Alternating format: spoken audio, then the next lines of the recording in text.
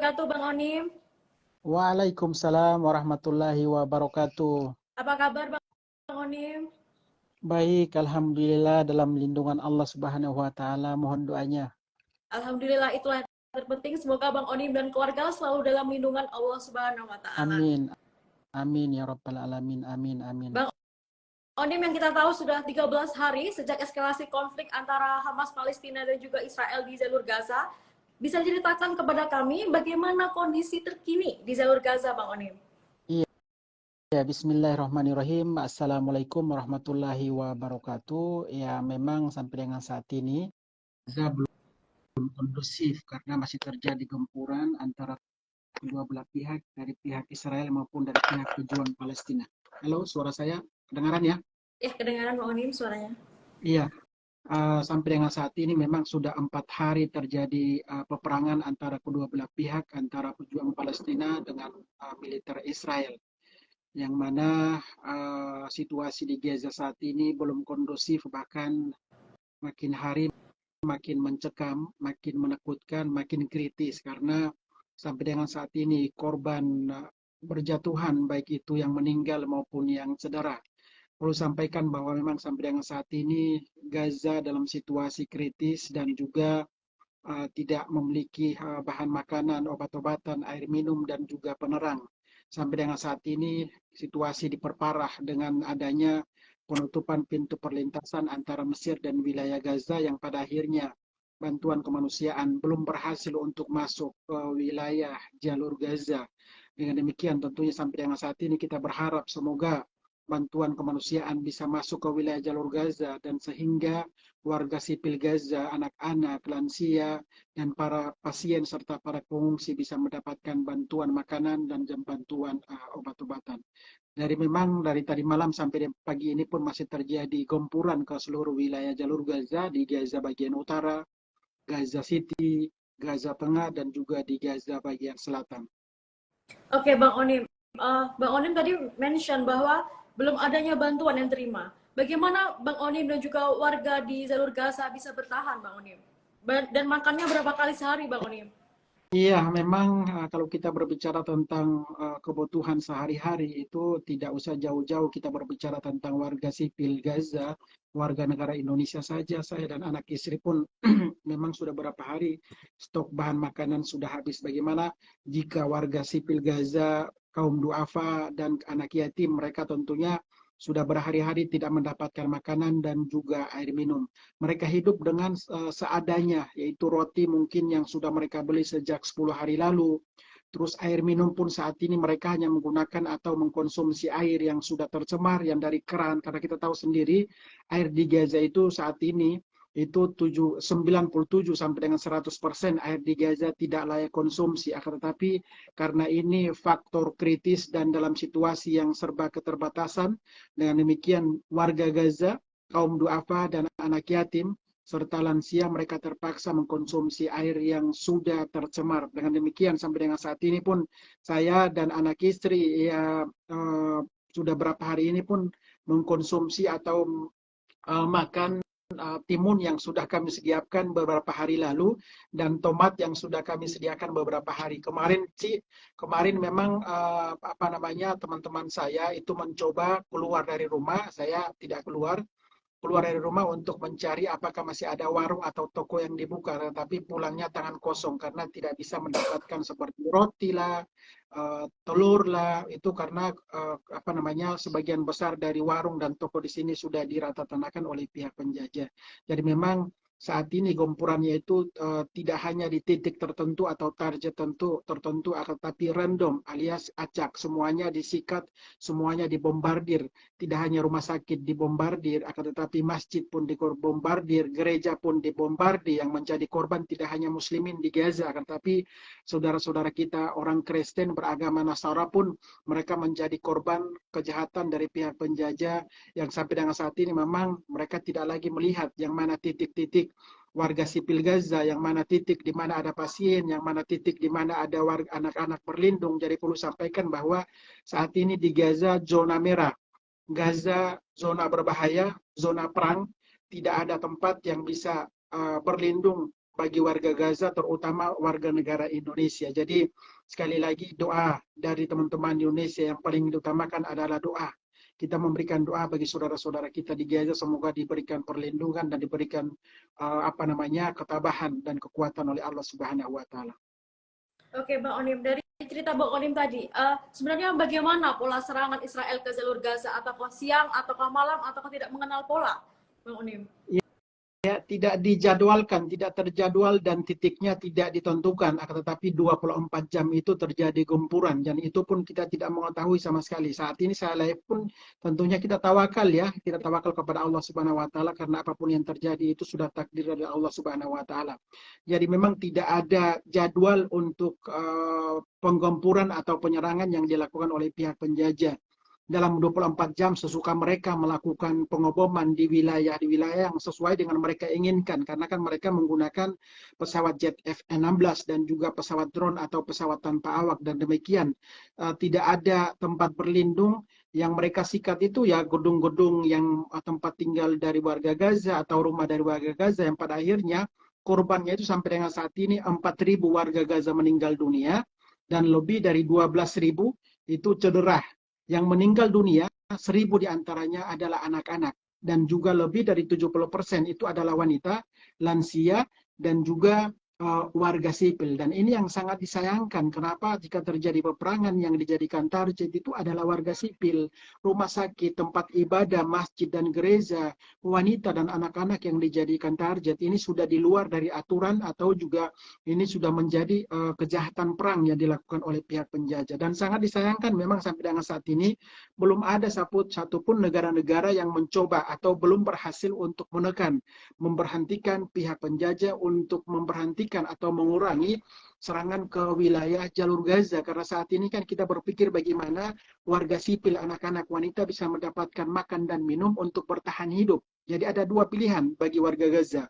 Meninggal karena diterpah rudal atau meninggal karena mati kelaparan. Dengan demikian teman-teman di Indonesia, dukungan dari Indonesia pun dinantikan oleh saudara-saudara kita yang ada di Gaza.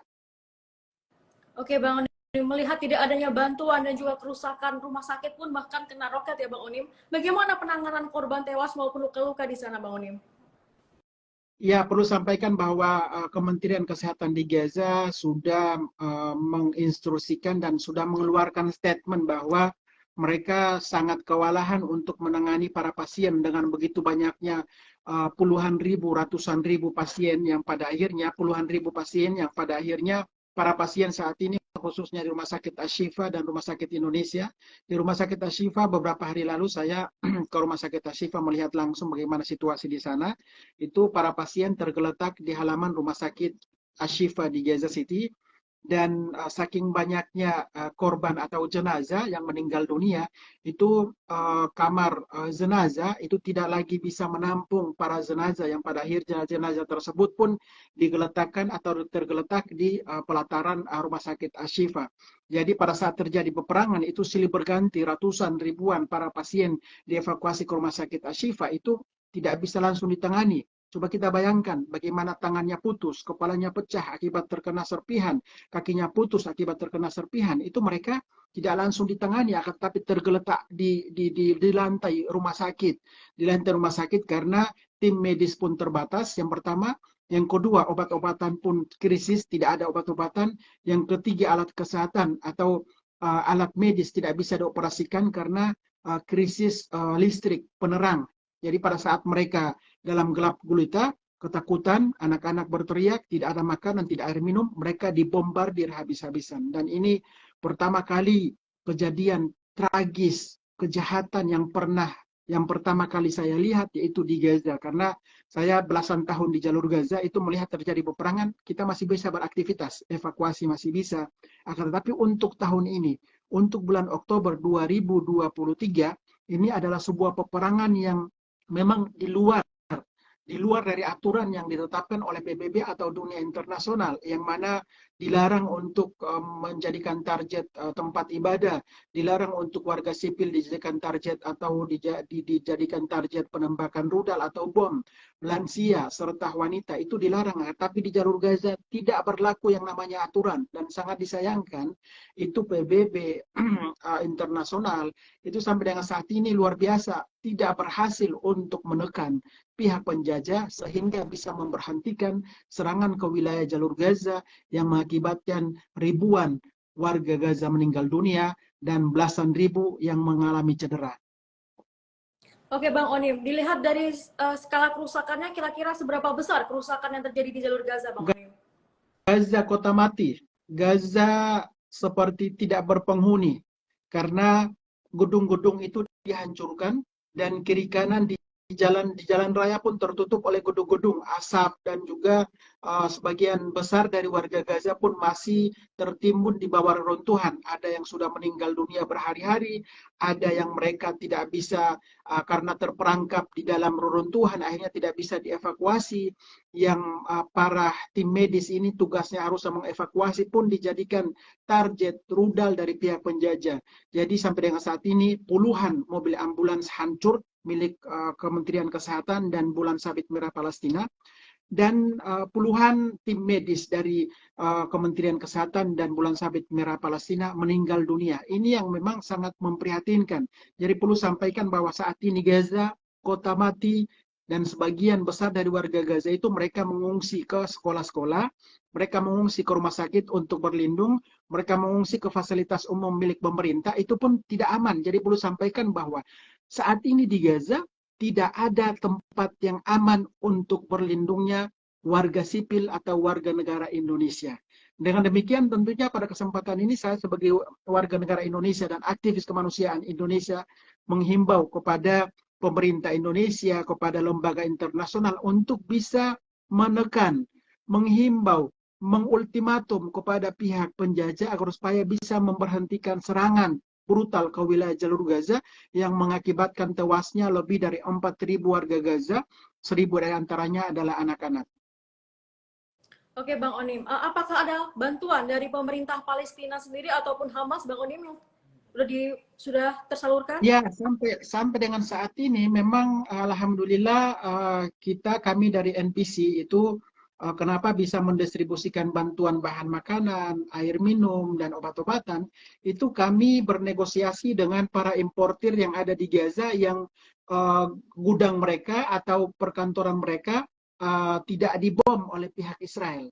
Nah, kami bernegosiasi dengan para pedagang yang ada di Gaza, sehingga kami bisa mendapatkan sembako, gandum, obat-obatan, air minum, sehingga kita berhasil mendistribusikan bantuan air minum sejumlah 2 juta liter air minum yang akan kita distribusikan selama beberapa hari ke depan. Dan kemarin pun kita berhasil mendistribusikan bahan makanan untuk para pengungsi di sekolah-sekolah di Gaza bagian utara dan juga di Gaza City. Dan insya Allah mohon doanya hari ini kita akan kembali mendistribusikan obat-obatan untuk Kementerian Kesehatan di Rumah Sakit Ashifa dan juga di Rumah Sakit Indonesia, serta bahan makanan, sembako, tepung gandum, dan juga air minum. Nah, yang paling dibutuhkan saat ini di Gaza, urgent, emergensinya adalah bahan makanan siap santap, karena kan mereka rumahnya sudah hancur. Yang kedua, air minum, karena air tidak ada saat ini. Yang ketiga, itu gandum, sembako, dan yang paling penting juga adalah bantuan obat-obatan. Dengan demikian, teman-teman di Indonesia, lembaga filantropi, yayasan yang selama ini peduli terhadap Palestina, mohon dengan hormat agar supaya bisa berkoordinasi dengan lembaga yang mereka bekerja sama, lembaga lokal yang mitra kalian bisa calling ke mereka, tolong eksekusi program transfernya nanti saja. Karena kita menunggu jika transfernya nanti, saudara-saudara kita akan sudah meninggal dunia. Jadi teman-teman, lembaga filantropi Indonesia silakan calling ke mitra lembaga lokal yang ada di Gaza yang kalian bekerja sama, calling ke mereka untuk bisa memudahkan mereka dalam rangka mengeksekusi program-program bantuan dari Indonesia untuk saudara-saudara mereka yang ada di Gaza. Jadi lembaga lokal yang ada di Gaza, mereka bisa berkoordinasi dengan para pedagang di Gaza, pabrik air minum di Gaza, untuk bisa dieksekusi duluan bantuannya. dieksekusi duluan bantuannya, transfer nanti saja teman-teman. Karena saat ini di Gaza mereka membutuhkan bahan makanan teman-teman. Kita sendiri alhamdulillah NPC itu tidak menunggu transfer, apakah tetapi mereka teman-teman NPC berkoordinasi dengan lembaga lokal di Gaza yang dibantu oleh Bang Onim untuk dieksekusi dulu bantuan-bantuan tersebut, transfernya nanti saja. Karena jika kita memikirkan transfer, itu bank di Gaza tutup, di Palestina tutup. Dengan demikian silakan koordinasi ke lembaga lokal teman-teman, mitra teman-teman yang ada di Gaza, lembaga lokal ya, bukan pribadi ya. Dipastikan juga lembaga lokal tersebut di Gaza mereka punya izin resmi dari otoritas Palestina dan mereka pun diaudit bagian keuangannya seperti yang dilakukan oleh tim NPC Nusantara Palestina Center. Mereka bekerja sama dengan lembaga lokal yang punya perizinan lengkap dan lembaga lokal di Gaza pun mereka diaudit dari keuangannya agar supaya bantuan atau amanah ini benar-benar transparan, tertuju, dan juga bisa dipertanggungjawabkan kepada publik, kepada pemerintah, dan juga yang terpenting kita pertanggungjawabkan nanti di hadapan Allah Subhanahu wa Ta'ala. Oke, Bang Onim, saat ini apakah sudah ada himbauan dari KBRI atau pemerintah Indonesia untuk melakukan evakuasi, Bang Onim? Iya, saya itu sudah lebih dari 13 tahun, sejak tahun 2009 berada di Gaza dan sudah beberapa kali peperangan yang saya alami di sini. Peperangan sebelumnya itu memang masih bisa saya beraktivitas, distribusi bantuan atau mungkin keluar rumah, dan warga Gaza pun biasa beraktivitas, dan pihak Kementerian Kesehatan pun masih bisa melakukan evakuasi. Akan tetapi peperangan kali ini itu berbeda banget dengan peperangan sebelumnya. Luar biasa, peperangan terbesar yang pernah terjadi sejarah Palestina. Itu yang pertama. Yang kedua, saya sudah berkomunikasi dengan teman-teman Kementerian Luar Negeri. Perlu sampaikan bahwa alhamdulillah hampir setiap hari Ibu Retno Marsudi, Menteri Luar Negeri, selalu bertanya ke Bang Onim, apa kabar teman-teman, apa kabar pintu perbatasan, apa kabar warga negara Indonesia. Itu yang kedua. Yang ketiga, saya sudah berkoordinasi dengan teman-teman Kemlu RI langsung dengan Direktur Jenderal Perlindungan Warga Negara Indonesia Bapak Judah, bahwa saya sendiri meminta untuk dievakuasi saya dan anak istri. Itu sudah beberapa hari saya himbau. Dan juga teman-teman KBRI Kairo, teman-teman KBRI Jordania sudah berkoordinasi, dan memang beberapa hari lalu pun teman-teman KBRI Kairo itu sudah dalam perjalanan on the way untuk menuju perbatasan antara Gaza dan Mesir agar supaya Bang Onim, anak istri, dan ada beberapa warga negara Indonesia bisa keluar dulu agar supaya bisa menyelamatkan anak istri. Kan anak istri kami kan orang Indonesia dan saya pun warga negara Indonesia. Akan tetapi sampai dengan saat ini belum berhasil. Salah satu faktornya adalah kami tidak bisa keluar rumah. Jadi bombardir, kami tidak bisa keluar rumah. Yang pertama. Yang kedua, kendala belum bisa dievakuasi karena pintu perlintasan Gaza dan Mesir itu sudah dibom oleh pihak penjajah. Dengan demikian akses ke sananya sudah ditutup. Yang ketiga, memang situasi saat ini yang belum berhasil kami bisa keluar untuk menyelamatkan anak istri bisa keluar dari Gaza, itu karena situasi kondisi saat ini yang belum memungkinkan seperti itu. Dan sampai dengan saat ini pun pihak penjajah belum bisa mengizinkan pintu perbatasan Gaza dan Mesir dibuka. Dan bantuan kemanusiaan untuk Gaza belum diizinkan, dilarang keras oleh pihak penjajah agar supaya bantuan tersebut bisa diterima oleh anak-anak, wanita. Dan memang ini sangat memprihatinkan ya, kalau dalam peperangan seperti ini, itu yang kita kedepankan harusnya adalah kemanusiaan. Di Gaza saat ini tidak ada yang namanya rasa kemanusiaan. Di Gaza saat ini tidak ada yang namanya peduli kemanusiaan. Gaza saat ini krisis kemanusiaan. Iya, Gaza krisis kemanusiaan. Dengan demikian teman-teman, mohon dihimbau bagi teman-teman para pejabat atau punya jabatan yang tinggi, ayo kita menghimbau kepada PBB, menghimbau kepada Amerika Serikat untuk menekan pihak Israel agar supaya dihentikan peperangan dan kebrutalan, serangan brutal, bombardir, gempuran ke wilayah jalur Gaza. Yang menjadi korban teman-teman adalah anak-anak teman-teman. Yang menjadi korban itu adalah wanita teman-teman. Yang menjadi korban adalah lansia. Kita tidak melihat bagaimana yang korban itu adalah para militer. Tidak ada sama sekali teman-teman, yang sesuai saya lihat. Yang saya saksikan, yang saya lihat sendiri itu dievakuasi itu anak-anak teman-teman. Jadi teman-teman silahkan bisa mengikuti media sosial Bang Onim, itu semuanya jelas di situ.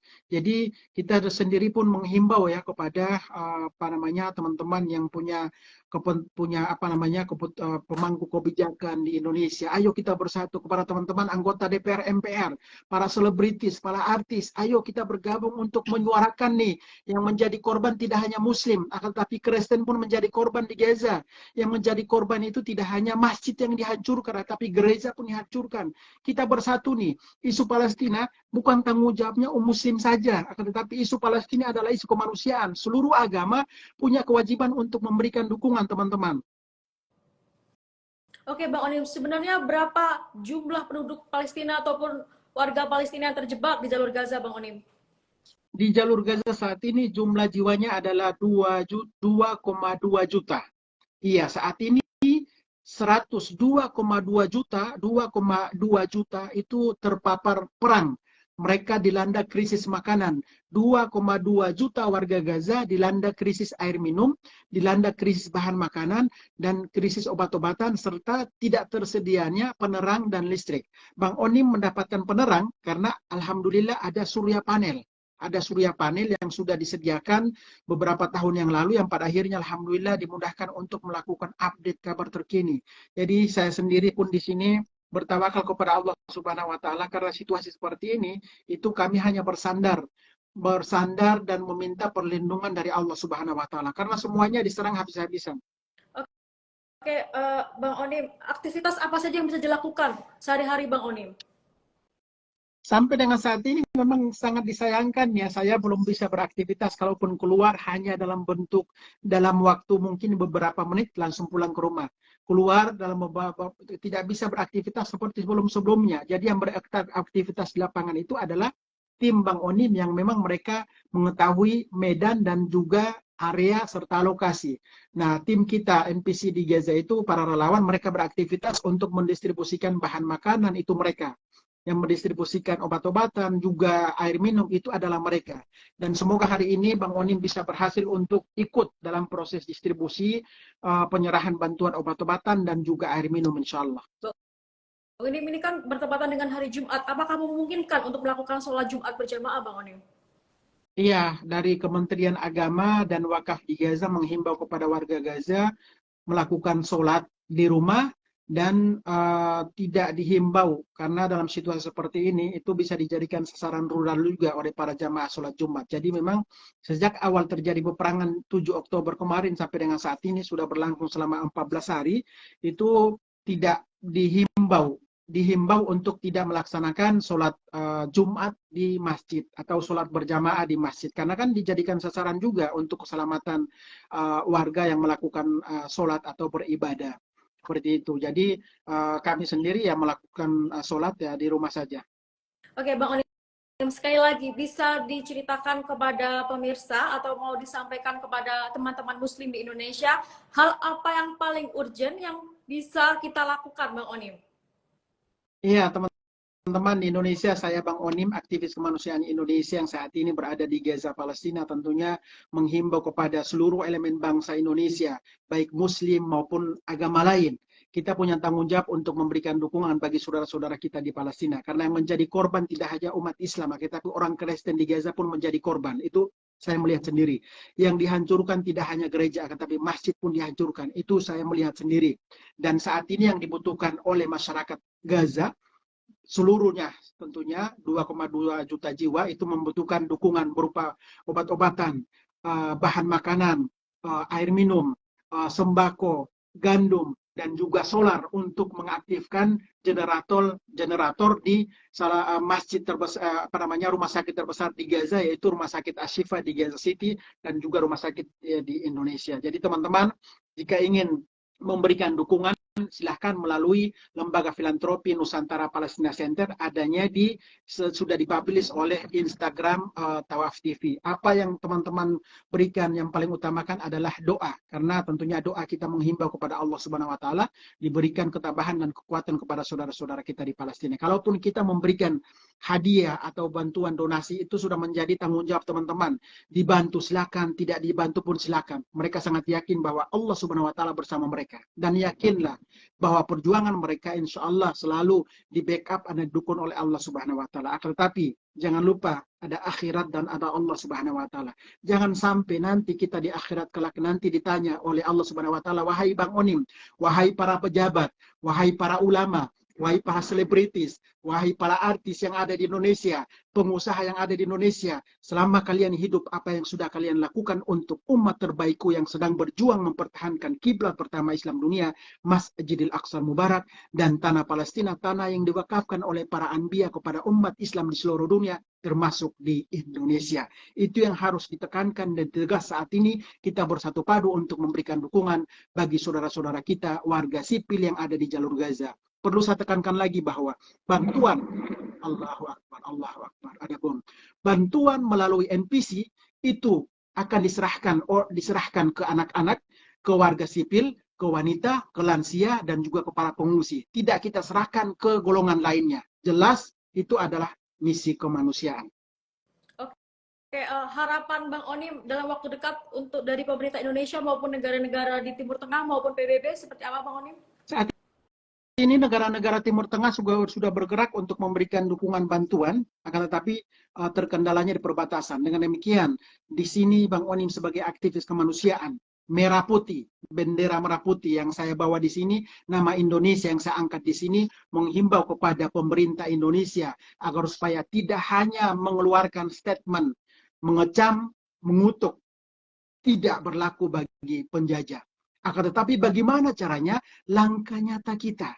Bagaimana caranya kita menekan? Bagaimana caranya kita bersatu untuk bisa menekan pihak Amerika Serikat dan Israel, PBB, agar supaya bisa menghentikan peperangan yang saat ini terjadi, yang disasarankan atau ditargetkan adalah warga sipil, anak-anak, dan juga lansia. Dan tentunya di sini saya juga menghimbau kepada teman-teman di Indonesia, khususnya para lembaga kemanusiaan. Ayo kita bergerak. Sekali lagi kita bergerak untuk memberikan dukungan bagi saudara-saudara kita yang ada di jalur Gaza, Palestina. Oke, terima kasih Bang Onim telah bersama kami membagikan kondisi terkini di jalur Gaza. Semoga Bang Onim dan juga teman-teman relawan di Indonesia di jalur Gaza selalu dalam lindungan Allah Subhanahu wa taala dan juga dalam keadaan sehat walafiat. Dan juga teman-teman di Indonesia bisa menyalurkan bantuan.